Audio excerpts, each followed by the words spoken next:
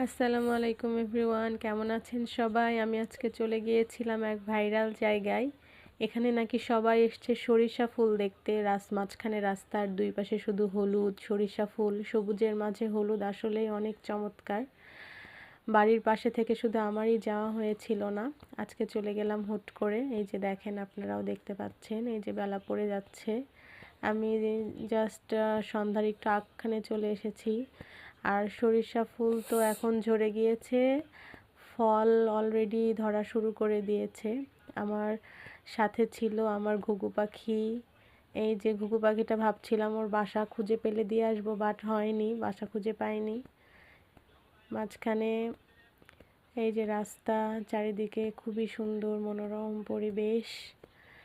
এই যে চলে যাচ্ছি বাসায়, বাবুদের রেখে এসেছিলাম বলে একটু তাড়াতাড়ি ফিরে যাচ্ছি, নাহলে সন্ধ্যা লেগে যাবে, আবার মাগরিবের আজান পড়ে যাবে। মাঝখানে একটা সরিষা ফুলের বাগান আছে।